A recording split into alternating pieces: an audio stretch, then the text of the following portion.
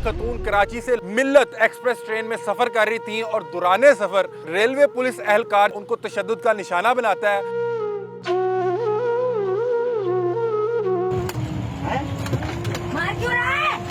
ये जो uncle police वाले मार रहे हैं, क्यों मार रहे थे? पुलिस वाला आया, बोल आप ये बच्चे अगवा करके जाओ। हमने बताया था हमारी फुफ्फो है, वो सुन रहा नहीं था। फुफ्फो बोलती मार रहा क्यों है, वो और मारी जा रहे हैं। फिर बोलते उधर कैंटीन के अंदर चलो। बाजू नहीं थी, पाँव नहीं था, बिल्कुल टुकड़े टुकड़े हुए थे। अगर इतना मार रहा उसने ही नीचे फेंकी ना। सब तमाशा देख रहे हैं, वो विरोध कर रही थी ना, कोई गालियां तो नहीं दे रही किसी को। अगर आपके पास टिकट नहीं होगी, पहले आपको मुक्के मारे जाएंगे, आपके सर पे पिस्टल के बट मारे जाएंगे, चलती ट्रेन से धक्का दे दिया जाएगा और आपका कीमा हो जाएगा।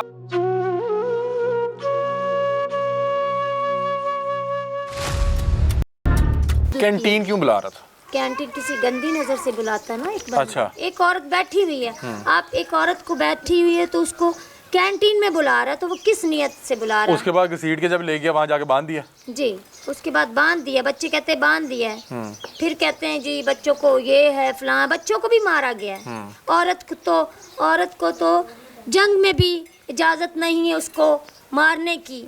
ये कौन ये सा? पाकिस्तान है। ये पाकिस्तान है। ये पाकिस्तान है। नाम का पाकिस्तान। ये पाकिस्तान है, यहाँ कुछ भी हो सकता है। आप वो बॉडी की तस्वीरें दिखा रही थी, आप क्या कह रही थी उसके मुतालिक? वो क्या दिखाने लगी थी? मैंने आपसे कहा था दिखा रही थी आपको, ये देखें। ये उन्होंने हमें अब कहते हैं जी आपकी सिस्टर नफसियाती थी, तो वो 4 टुकड़े होने से उनकी मौत हुई है। 4 टुकड़े आप देख सकते हैं, ये गर्दन कटी हुई है, ये बाजू कटा है, ये टांग कटी हुई है। ये शॉपर में उसके जिस्म के हिस्से हैं जो इकट्ठे किए गए हैं। ऐसे तो लाश हमने उसको गुस्ल भी नहीं दिया, ऐसे दफनाया। अगर गुस्ल देते तो वो बिखर जाती पानी में, वो हम टुकड़े समेटते, लेकिन हम वो टुकड़े भी हमने इसी डर से हमने दफनाया। ये मेरी बहन फूलों की तरह थी, उन्होंने किस तरह कर, ये देख सकते हैं। ये आपकी बहन की तस्वीर है? ये मेरी बहन की तस्वीर है। अब देखे मैं पहचान भी नहीं सकती। बिल्कुल नाज़रीन, एक ये तस्वीर है जिसमें वो हाथ से कशकार हुई हैं और एक ये तस्वीर है जिसमें वो शायद अपनी जॉब पे पार्लर पे मौजूद हैं। ये अगर ये दिखा सकते हैं तो ये दिखा लें, या हम लगा भी देंगे। मैनेजर थी।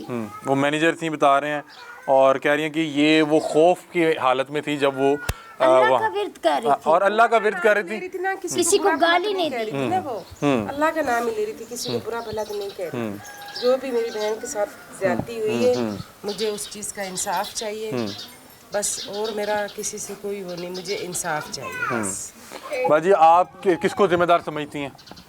आप किसको जिम्मेदार समझती हैं? मैं उस पुलिस वाले को जिम्मेदार समझती हूँ, जिस तरह रोज़े की हालत में मेरी बहन को मार रहा है, उसी तरह मैं उसको सज़ा देना चाहती हूँ। अगर मरियम नवाज़ नहीं सुनती तो वो बंदा हमारे हवाले करे। जिस तरह मेरी बहन के टुकड़े हुए हैं उसके भी टुकड़े होने चाहिए, क्योंकि कत्ल के बदले कत्ल होता है, यही इंसाफ होता है। किसी भी शख्स के पास टिकट के पैसे नहीं है, खुदा का वास्ता है पाकिस्तान में रेलवे के पास सफ़र ना करें। ये लोग आपको ट्रेन के नीचे भी धक्का दे सकते हैं, वहाँ पे हाथ और मुक्कों और लातों से आपका जो है इस्तकबाल भी करेंगे। भाई कितना बड़ा जुर्म हो गया अगर किसी के पास टिकट नहीं है।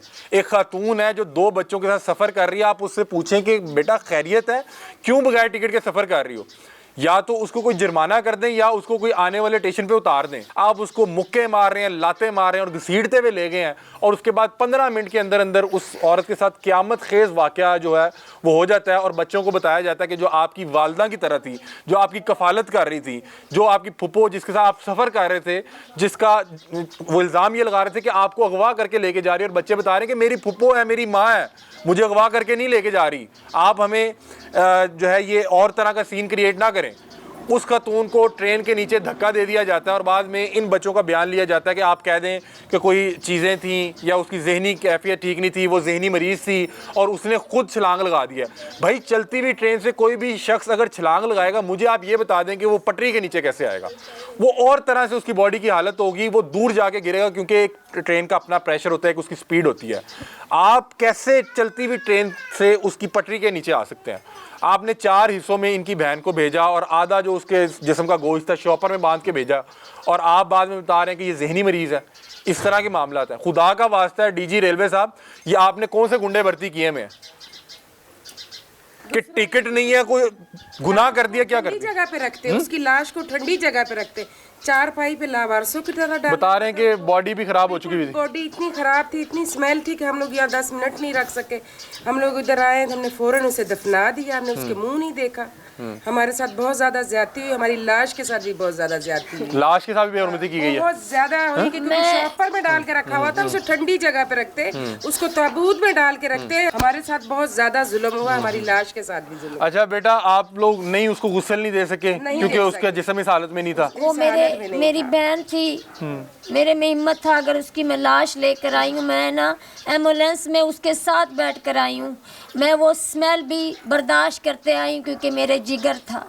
मेरी बहन थी, मेरी छोटी सी बहन थी, किसी से बर्दाश्त नहीं हुई। मैंने वो ताबूत के साथ अपनी बहन को, मेरी माँ कहती है डोली ले आई हो तुम बहन की, लेकिन मैं मैयत लाई हूँ अपनी बहन की टुकड़ों में। मेरी बहन अनमैरिड थी, नाजुक सी थी, कभी हमने थप्पड़ नहीं मारा। पागल होगा जो उसको पागल कहता। हाँ जी, वो पागल नहीं थी, वो खुद पागल थे। वो बिल्कुल पागल नहीं थी, वो ठीक ठाक काम करती थी, महीना छुट्टी हर साल लेती थी, रोजों में रोजे रखती थी, रोजों में वो काम नहीं करती थी। हम सारे वहाँ काम करते, रोजों में वैसे ही कम काम हो जाता, बिल्कुल भी हमने काम छोड़ दिया था रोजों में।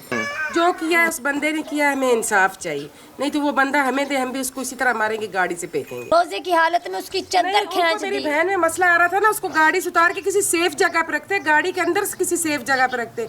मसला था, फोन करते, हम ले लेते, मरी हुई के टुकड़े उठाने हम चले गए थे, तो जिंदा के लिए भी हम चले जाते। नाज़रीन, हमारे साथ उस बदकिस्मत खातून की, बदकिस्मत वालदा ही कह सकता हूँ, क्योंकि इनके ऊपर ईद के दिन जो है क़यामत गुजर गई, बल्कि ईद से पहले 27वीं एक मुक़द्दस रात रमज़ान, और इनको ये बता रही हैं कि हमने उसको वहाँ से रेलवे स्टेशन में 2 बच्चे उसके सुपुर्द करके उसको भेजा है, और बता रहे हैं कि वो हमारी कफ़ालत भी किया करती थी, वो काम करती थी पॉलर का, और वो इन 2 बच्चों को भी पालती थी, क्योंकि इनके वालिद मेरा ख्याल हयात नहीं है, तो ये बच्चे भी उनकी जो है ज़ेर कफ़ालत थे, और वालदैन की भी वही देखभाल करती थी। 27वीं की रात कह रही हैं कि मैंने उसको ठीक ठाक जिंदा सलामत जो है ट्रेन पे बिठाया, और उस बेचारी पे क़यामत गुजर गई। हमें तो ये पता ही नहीं था कि उसके साथ वहाँ पे हुआ क्या, क्योंकि ये बच्चे बहुत छोटे हैं इन हालात को समझने के लिए, लेकिन फिर भी मैं इनकी हिम्मत को दाद देता हूँ कि इन लोगों ने जिस तरह अपनी वालदा या अपनी फुप्पो का केस लड़ा है, ये बच्चे काबिले जो हैं दाद हैं। और मैं दरख्वास्त करूँगा मरियम नवाज़ साहिबा से कि ये बच्चे जो हैं, इस वक्त इनके वालिद तो पहले हयात नहीं है, वो खातून इनको जो है पाल रही थी, खुदा का वास्ता है इनके सर पे शफ़क़त का हाथ रखें। उस वालदा से बात करते हैं जिनके ऊपर ईद के दिन ये क़यामत गुजर गई, उसकी पूरी जो है दुनिया लुट गई, उनसे बातचीत करते हैं। अस्सलाम वालेकुम। वालेकुम सलाम। माँ जी दसिया जे की होया, तुसी कराची मौजूद सी? बेटा हाँ, मैं कराची मौजूद सी। तुसी कराची स्टेशन तो बाया? जी, मैं बिठाया उसको, मेरी बच्ची बिल्कुल ठीक सी, कुछ भी नहीं सी, मगर वो ऐसी हुंदी, मैं उसके साथ बच्चे भी ना भेज दी, उसको भी ना भेज दी। हाँ जी, हाँ जी। मैं बोली नहीं जा। मेरी बच्ची ने बोला मैं उधर जाके थे अपने बाप के साथ, भाई के साथ ईद करनी। ईद करन आ रही थी? हाँ, आ रही थी। वो 1 साल बाद मैं बोले चली जा तू, बिठा दिया है मेरे, वो ही मैं उसको बिठाया है गाड़ी में, मेरी उसके साथ फिर बात नहीं हुई। अच्छा। मैं उसको फ़ोन करती थी, वो आगे से किसी बहन के साथ बात कर दी। अच्छा। मेरे को नहीं पता कि वो बेचारी कब पहुंची है, कब उसके साथ क्या हुआ है, क्या नहीं हुआ है, मेरे को नहीं पता। अच्छा, मुझे बताएं कि आपकी बेटी करती क्या थी? मेरी बेटी एक पार्लर में काम करती थी। अच्छा। मेरी बेटी घर का खर्च चलाती थी। मेरी बेटी इस्लाम में 4-5 लड़कियों को मतलब मेकअप सिखाती थी? हाँ। अच्छा। उनका जैसे बिजनेस संभालती थी, जिस जगह मैं काम करती थी। मेरी बेटी गाड़ी आती थी, गाड़ी छोड़ जाती थी, लेके जाती थी। मेरी बेटी कभी गली में भी नहीं मतलब बाहर गई थी। मेरी बेटी ऐसी सी जैसे कोई ना, एक जज वकील होते ना, ऐसे बिल्कुल। उसमें ना कोई पागलपन थी, ना कुछ उसमें इश्क मुशक सी, कुछ भी नहीं सी। पढ़ी लिखी है, 10 जमाता पढ़ी, तो रोज़ा रखिया है, रोज़े रखे थे उन्होंने समेटना होता, चंगा रोज़ा में छलिया नशा पत्थराना मार के डसाना, ऐसा रोज़ा खोल रही है वो। जब वो आई ना, मेरे को उसने फ़ोन किया, भाई अब्बू मैं तुम्हारे साथ आ रही हूँ, ईद करेंगे हम दोनों उधर। मैं खुश होगा, मैं इनको बता रहा भाई तुम्हारी जो बहन है ना वो आ रही है, सुबह उसको ले आना। उसने फ़ोन किया जल्दी से मेरे को, मैं ट्रेन में बैठ गई।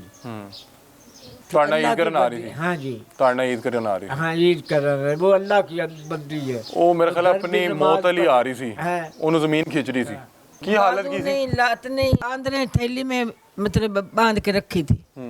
वो उसमें मजबूर क्या उस संदूक में बाहर निकाल ली नहीं, वो बेचारी के ऊपर पानी भी नहीं फेंक, गुसल भी नहीं दिया गुस्ल भी नहीं दिया। इस घर का उसको नसीब नहीं है, जिस घर में शौक से आ रही थी ईद करने, और नसीब नहीं होया। वो एक दरिंदे ने उसको रास्ते में ही कुंज लिया।